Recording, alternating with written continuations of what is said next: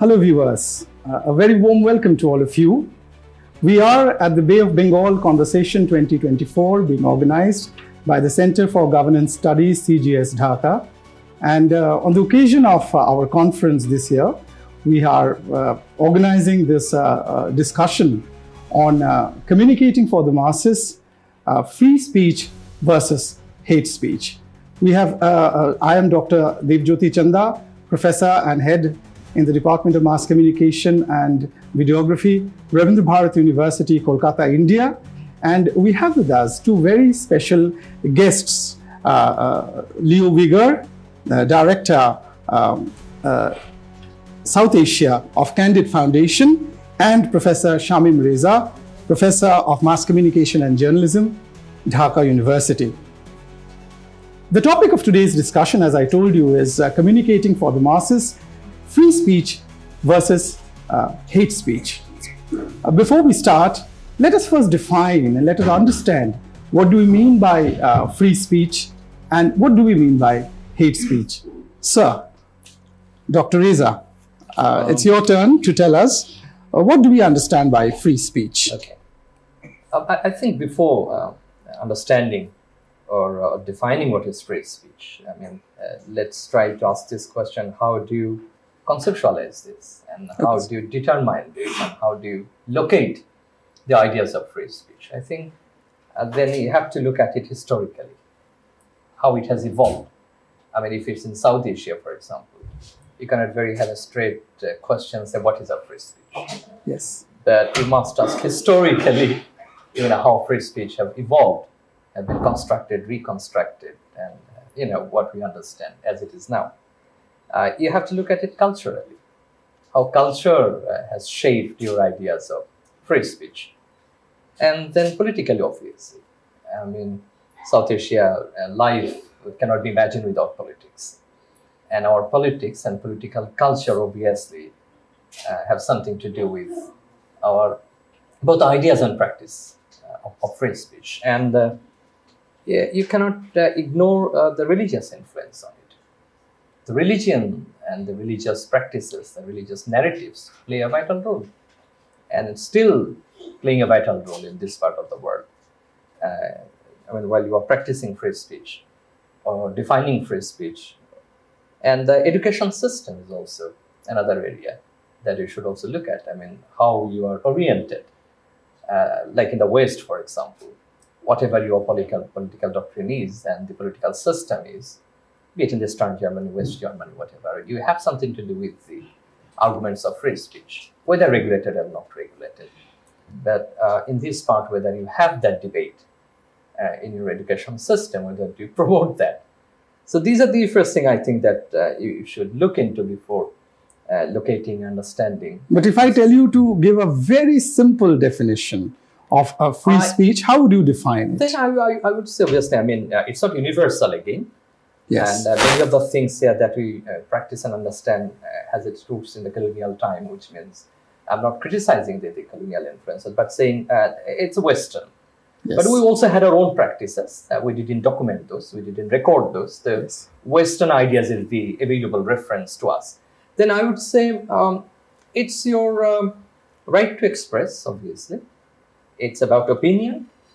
It's about circulating your ideas, recirculating your ideas, regenerating your ideas, obviously without fear, without constraint, and without what we understand today as censorship. Any kind of intimidation, any kind either legal or social or anything. I think this is even true in religious sphere. This is true even political sphere, that I can express, I can give my ideas, I can debate, and I won't be interfered by anyone, and without any interruptions, without any pressure, without any regulation, without whatever being, I will not be advised what to say, not to say, what to write, not to write, what to draw, not to draw. This is how I understand.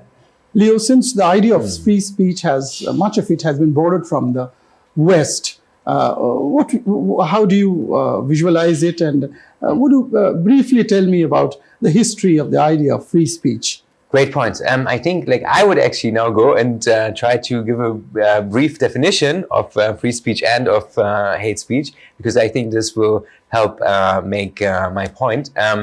So I think, very briefly said, free speech means that you can say whatever you want without the government interfering. This is one of the, like very easy definitions of free speech. And what is hate speech? Hate speech is, actually that, like, if you say something that will be bad for society. Very easily said. It has a negative effect on society. So what does this easy definition of these two terms show? It shows us that in the end, this is all relative. And there is always some space in between hate speech and free speech that needs to be balanced within societies. And if we talk about the West as a concept, this is very interesting as well, because actually it is maybe historically a Western concept to talk about free speech, but there are also huge differences within the Western world on what free speech means. Right. For example, in the US, free speech is, valued as highly as possible. It's really, the most important right that individuals have. In Germany, and I mean, this has actually historical reasons in the US as well. In Germany, for example, where I come from, we have balanced free speech and hate speech in a different way. So actually, there's more focus on preventing hate speech in society, which means that there are limitations to free speech, which are part of the constitution. I give you one example. So, for example, in Germany, the symbols of the Nazi party are banned. You cannot have them. If you have them in your garden, if you put out a flag of the Nazis, you will have legal issues. And the reason for that is that the Nazis have historically had a very, very negative effect, not only on German society, but on the world in general. And, like the constitutional fathers of the German constitution came to the understanding that in the German context, we need to sometimes focus a little bit more on focusing on, like preventing hate speech than on just giving everyone uninterrupted free speech on everything. So this is, there are, even in the West, historical, differences in different trajectories. So I think this is my short definition here. In many international covenants in human rights laws, the idea of free speech has been given much prominence. And in the Indian Constitution, as I may say, as a country of my birth, there also in Article 19, 1A of the Indian Constitution, freedom of speech and expression is given, subject to certain limitations, is given very great importance. So, what do you feel that freedom of speech and expression, its role in a democratic setup? Why it is given so much importance, especially in a democracy? I think this is true for all democracies. For example, when you are citing the German experience, German Second World War experience, or the experiences before that. So, German, the political thinkers, or even the social policy makers, or the political, key stakeholders, they didn't want the thing to come back. So they had to prevent. They had to prevent legally. They had to prevent it constitutionally, very formally, openly. But many other countries, maybe we didn't face that kind of situation, but we had other historical experiences, that really jeopardized the communal harmony. Like in the Indian subcontinent, you understand, 47 is a big issue. And all the communal riots were a big issue. So there are hostilities between and among communities based on their ethnicity, religion, caste, language, lots of other issues. But surprisingly, if you look at the South Asian constitutions, we don't have any such provision to prevent, something called hate speech. But we have something, to promote freedom of expression and free speech. For example, in Bangladesh Constitution, it gives you a guarantee. At least in writing, that you have a right to convene, you have the right to, expression. You can do that. You can write, you can speak, you can scream, you can do anything. But again, there are some reasonable restrictions, which are quite open-ended.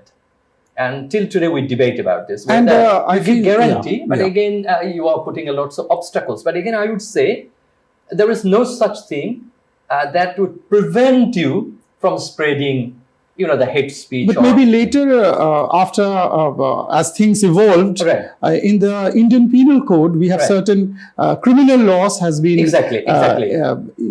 has been built over time Exactly. to prevent hate speech. Exactly. Some of the And, penal codes have some been of them- assimilated into yes, our assimilated. system as Yes, well. The old, yes. You are right. I mean, the point I was trying to make is that we have good provisions, we have laws and legal and the constitutional support in favor of your freedom of expression, but not to prevent a hate. Maybe that one of the reasons could have been that we didn't experience that historically, like the way Europe experienced it politically. But things are happening politically. There are hate speeches, being circulated in many places, and it's not that it's not happening. It's not that we don't recognize them. It's not that we don't find them, but we don't have any such preventive Right. measures, I Yeah, think, in legal and the constitutional system. Yes. Yeah. In the context of hate speech, it is a kind of the statements or the kind of information that is spread that promotes a kind of intolerance and against certain groups of people. So could you mention what are the different groups of people we have seen that hate speech has been targeted against? I mean, generally we do it against ethnic minorities, the religious minorities, people of different sexual orientation, Right. even politically speaking, people belonging to different ideas and opinions. So the dominant political ideas, all the other people, they don't accept them. And they don't want to recognize that there can be an alternative. There can be other views in that. Similar goes for the people with different sexual orientations. I mean, our society is very linear. Yes. It has given us like one kind of impression. So sometimes the biological interpretations and social Yes. and cultural interpretations are all mixed up. The LGBTQ community is often subject to discrimination. There could be lots of discussions in the society. Yes. I mean, there are views from political groups, there are views from religious groups, there are views from even the legal experts. But the thing is that whether there is conducive environment or free environment to talk about that in order for you to decide as an individual, as a citizen. So what you are saying, I mean, it is targeted at many groups of different Many groups. politically, socially, culturally, and that could be ethnic groups. It could be like belonging to, Certain religions, certain religion, subcastes some- in the Indian context, exactly, in the subcontinent. As you said earlier, this is something to interfere with your freedom of expressions. I mean, Yes. anything that interfere with, and if it goes down too extreme, it can turn into hate speech. I mean, primarily it looks very naive. I'm just opposing, I'm interfering. But it can be orchestrated as well. It can be fueled by someone. It can be supported by some strong groups. Example of Milosevic, for example. We didn't have social media platform that time. So Milosevic used radio, Yes, the yes. state is the traditional media, to circulate hate speech. Rwanda and Syria, because it started with Yes, circulating Yugoslavia and the hate speech. subsequent events that happened in Yugoslavia Right. is a very classic example. Could you help us to know that? Yeah, sure. I just wanted to get in there as well because I thought not everyone might be aware of this example. So basically, Yugoslavia is used to be a multi-ethnic and multi-religious state in southeastern Europe. And in the early 90s, there was a break up of Yugoslavia into different republics like Croatia, like Bosnia, like Slovenia, also Kosovo, and it was fueled by a Serbian Orthodox and Serbian nationalism by the Yugoslav government, which fueled ethnic tensions in the different republics. One example, for example, was Bosnia or Kosovo. Kosovo was the latest one to break away after a significant amount of anti-Muslim and anti-Albanian hate speech by the Milosevic government in Belgrade. So he wanted to get public support, rally public support behind a Serbian nationalist kind of agenda. But what he actually got out of this is that he ended up breaking up Yugoslavia as a country. He destroyed the country. Yes. So I think this is a very extreme example of, where hate speech and the use of hate speech against different national or religious minorities can lead to in the worst case. And was the president punished for it? Well, I mean, like there was an intervention by international NATO, community. by NATO in Kosovo, and he had not a very good ending in that sense. And Serbia is, of course, in many ways now relatively isolated politically in Europe, even though they had many like. We don't hear much in international media about so, Serbia since then. So I mean, like. You know, I think like now Kosovo is independent, and now Serbia is independent. Serbia has not accepted the independence of Kosovo, but it's a complicated process as well if you look into the detail. But I think, of course, you can say that the use of hate speech really backfired and did neither help Milosevic nor Yugoslavia as a country in general. And this is something that we've seen in many examples in world history. So in this context, can you talk a bit about what happened in South Africa? The apartheid system. Oh, yes, I mean, that's the extreme form of, kind of system.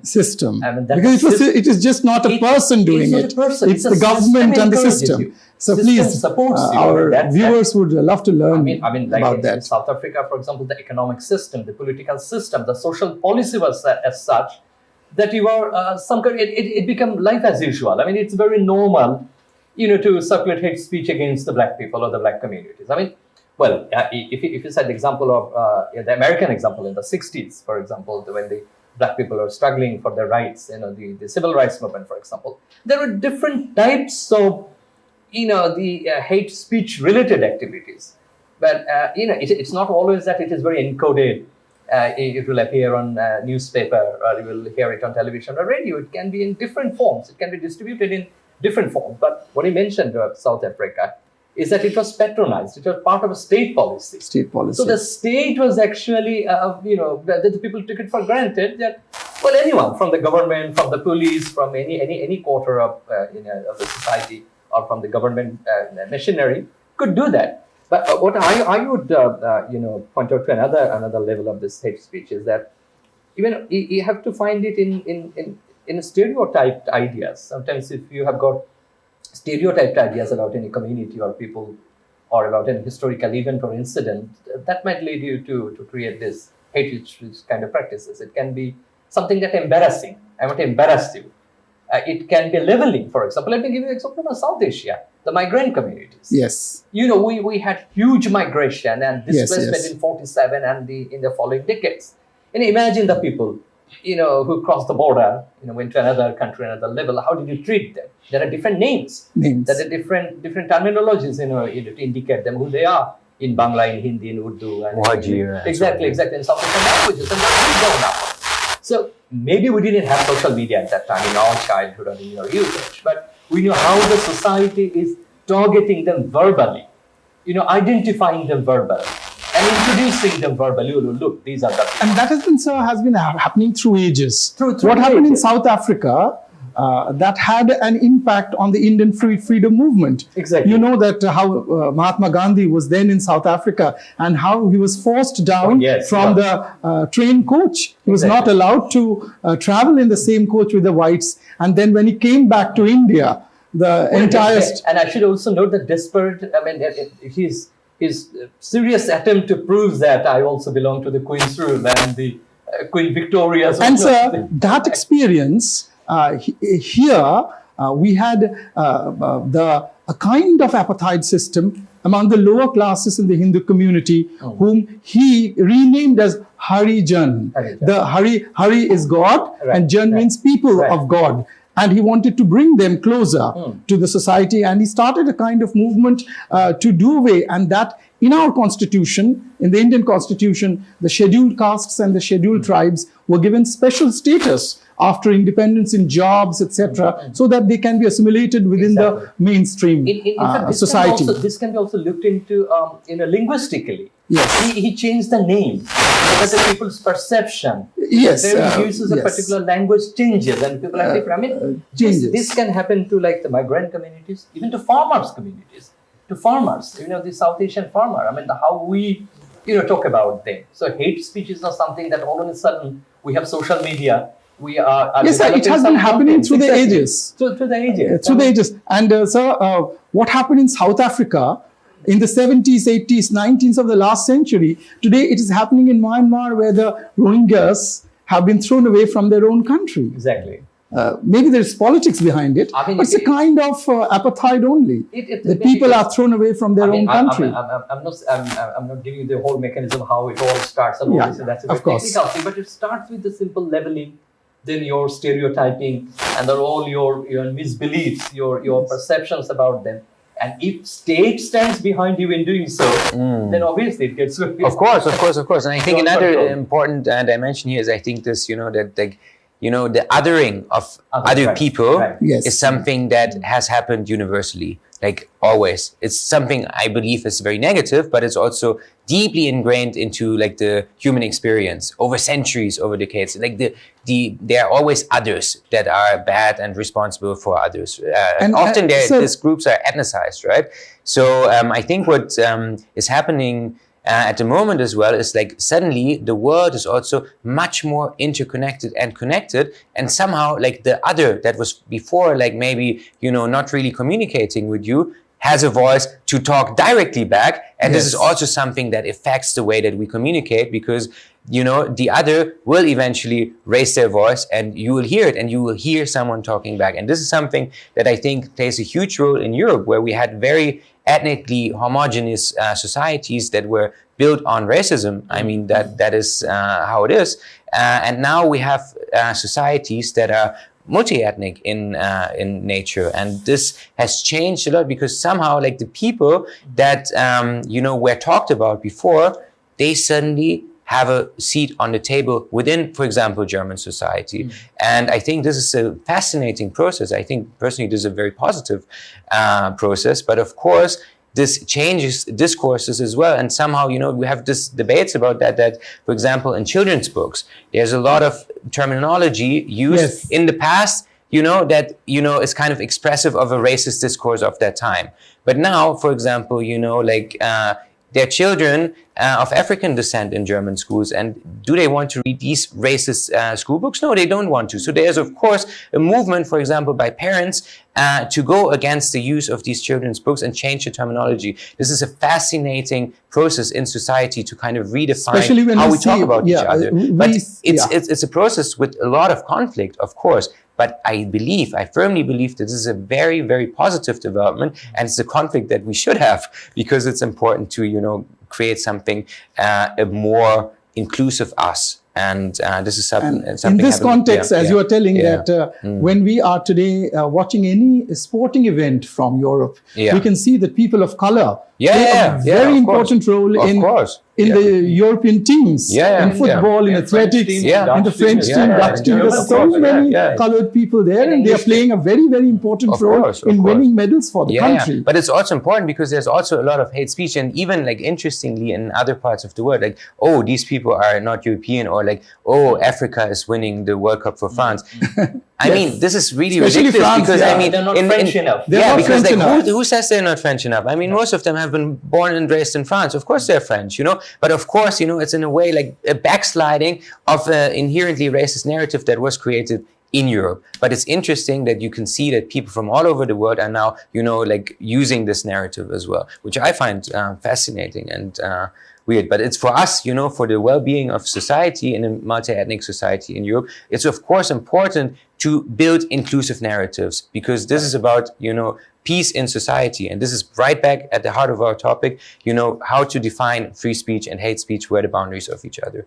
But I think in the end, it needs to be inclusive, that others do not feel harmed. Of course, it's important, And then sometimes it's called of being like, like too much wokeness and stuff. Yes, I think there are like, there's an excessive tendency of wokeness sometimes, but in the end, it's about like, creating an environment in society that is kind of respecting everyone who's there. That's it. That's very basic, In this context, sir, I would like to talk about the programs that we can undertake to promote understanding, intercultural and interfaith dialogue. Media literacy programs today are very, very important. And then human rights workshops, etc. And also from a very young age, I think teachers training programs and capacity building workshops do play a very important role. So can you give me some examples where how these kind of programs may be undertaken more to bridge this gap that is happening and reduce the incidence of hate speech? Right. I mean, before that, I mean, there's one big concern is the social media platforms. Yes. I mean, I think we all three agree on the point that hate speech is not something new.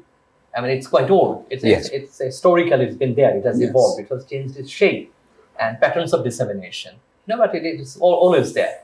But the social media, the danger and the concerns about social media is that in the past, for example, before circulating any kind of hate speech or disseminating any hate speech, originating it, processing it, you had some kind of backing from, some kind of forces, either it's a political force or it's a religious force or it's an economic force. Yes. I mean, who were actually behind you and who inspired you or encouraged you or some of your patronization that you can do this and you'll be safe. I mean, it's a kind of immunity, nobody will touch you for doing these things. But in the social media, you're an individual. I mean, not always belonging to any particular group. A loner. Exactly, a loner can be a hate speech circulator, can be a hate speech disseminator. Yeah. I mean, that's a difference we must understand. I mean, with regard to South Africa, for example, or our historical part in South Asia, or the example of the World War II Germany, for example, there was some bigger force behind you, behind the community. I mean, who used to do that? But today, either you can be part of those groups who are actually encouraging you to do this, promoting, or you can do it as like anyone, as an individual. I mean, but again, the question might come, I mean, should we consider it as a question of ideology event or something, or an individual work, or again, contributing into the greater hate speech campaign that's going on somewhere there. I mean, whether we recognize it or not recognize it. So we have to understand the differences between these two, whether it's individual, it is a group, what kind of hate speech is being circulated on the social media platform, how it is being done, who are doing actually this, for what purpose. I mean, that is also very important. But again, the question that you asked, I do agree with you. There are a number of approaches, but depending on what kind of hate speech you are dealing with. I mean, it is like state-sponsored something. Is it like a group kind of something? It is a very orchestrated, organized something, or it's your individual venture. You have something in your head, happening in your brain. You have been influenced by, some kind of whatever the influencer or gurus or whatever thing, and you have started doing that without knowing the consequences of doing this thing. So I think you are right. I mean, it could be interfaith dialogue, because religion is a sphere where I mentioned in the beginning that also responsible for, if not creating, but not criticizing, some flow of hate speech. We have to accept that fact. And then political culture, but people like you and me cannot, change the political culture. I have another question to ask. Sure. Very recently, we have seen there's a lot of migration and immigration happening, and people of different cultures are moving to different lands. And we have especially seen, due to warlike situations and internal disturbances, people from Muslim majority countries are moving to the West, to Europe and America. A new crisis has emerged. We have seen the people, like, for example, somebody who has moved from Afghanistan or Sudan or from Syria, are developing mini ghettos of Afghanistan, Sudan, Syria in different countries of Europe. And many of them are quite unwilling to assimilate in the new country where they have gone. And this is having a political impact. And we have seen the rise of far-right leaders across countries who have warned about how such immigration can be a threat to the stability of their country. And we have also talked about Islamophobia. Could you please? Yeah, sure. I mean, interesting that you raised that, because, I mean, for me, I live in an area in Berlin that is often on national news. It's called Wedding. It's a area with a very large percentage of Muslim migrant population. So I often see it in the news that people are telling, like, oh, it's not safe to go out there at night. And I'm like, huh? What are you talking about? Like, people are presenting it in the news like it's some mini ghetto. I live there, and I can tell you, it's actually not. It's a perfect. Is it the mindset? It's a nice. It's. I think in many ways, it's like the way that how we talk about issues. Are there problems in for example, Germany with like illegal like drug issue?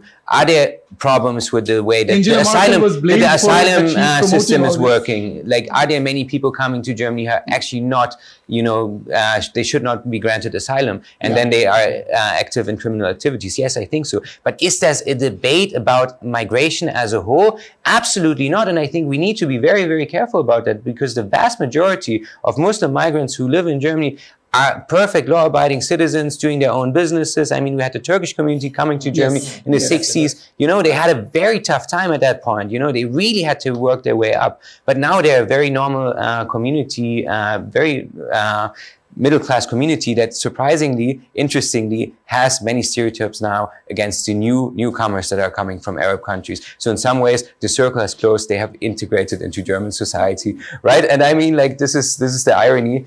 But I think it shows that, you know, these like stereotypes about newcomers, about others are always there. They're human, but we really need to be careful to differentiate myths from facts and be careful in like how we present things. Is it really about Islam? Is it really about migration? Or is it about specific issues in the way how migration is being managed? You know, are all Syrians in Germany bad? Of course not. There's so many Syrian business people in Germany now who are doing a fantastic job. Are there Syrians who are indulging in criminal activities? Yes. Are they criminal because they're Syrian? No. Are they criminal because they're Muslim? No. And I think we need to be very, very precise on these debates. That's my personal opinion. We are running short of time. We have had a very interesting discussion, and with the last word from Leo, it has ended in a very, very positive note. We hope that hate speeches will be down, and there will be more, of course, and there will be more and more free speech where we will be able to talk to one another, debate, discuss, create ideas, and have a more better and peaceful and a livable world. Thank you so much.